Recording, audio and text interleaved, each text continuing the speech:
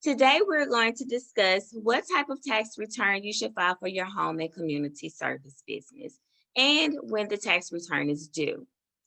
2020 was a year pivot, and a lot of individuals decided to start their own business because they were not sure if the 9 to 5 was going to last.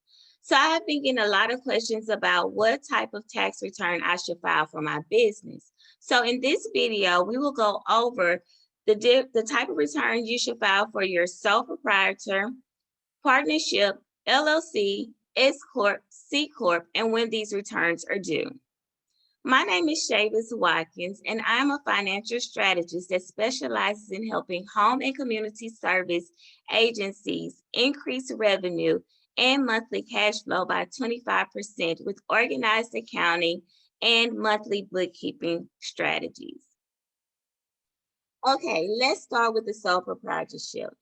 If you decided to start a business and you have no partners, you may have went to the county clerk's office to register your business name, or you may have decided to provide services in your own name.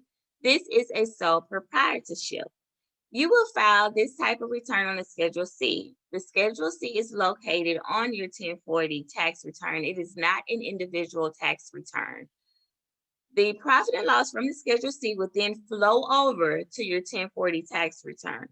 Now, I would not recommend this type of business entity for the home and healthcare industry, and that's because it does not provide any type of liability. Now, let's say you decided to register your business as an LLC. The single member LLC is reported the same as a sole proprietorship. The single member LLC is reported on a Schedule C, and the profit or loss of that business will flow through onto your individual tax return.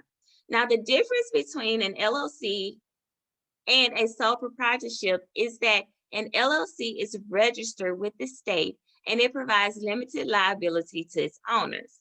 The deadline for these two businesses to be reported is the same as your personal tax return. It is still April the 15th as of now, except for Texas.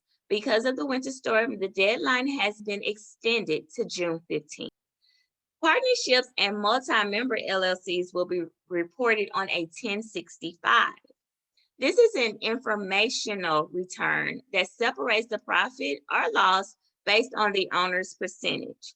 Each partner will receive a K1 that is reported on their individual tax return.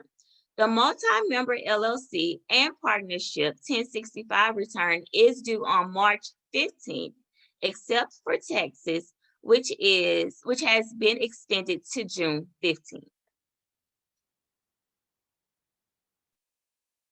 If you've decided to elect your business to be taxed as an S corporation, you will file an 1120S as your business return.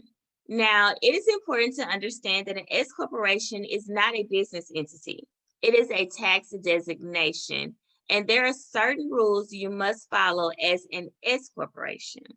When your S corp election is approved by the IRS, they will send you a letter letting you know what year you can start filing your business as an S corp on an 1120S.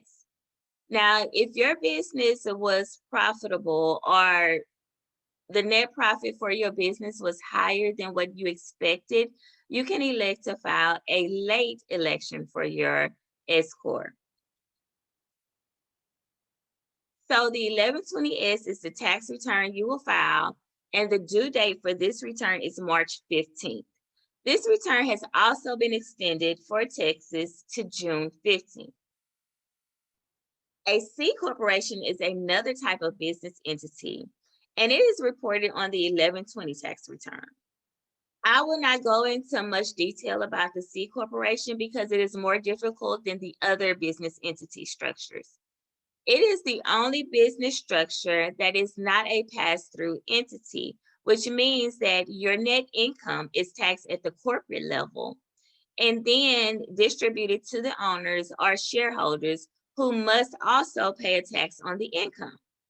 The 1120 C corporation is also due on April 15th if the fiscal year is the same as the calendar year, except for Texas, Because of the winter storm, it has been extended to June 15th.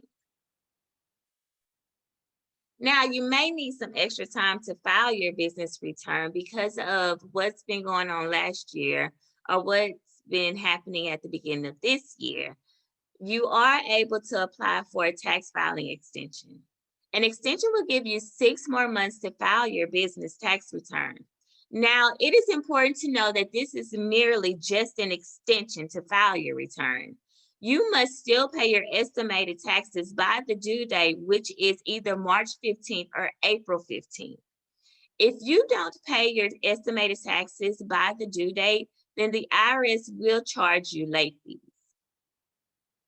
Okay, so if you have more questions about this, I'm here for you and your business. Click on the link to my calendar and let's hop on a 15-minute strategy call. Wishing you much success in your business. Thank you.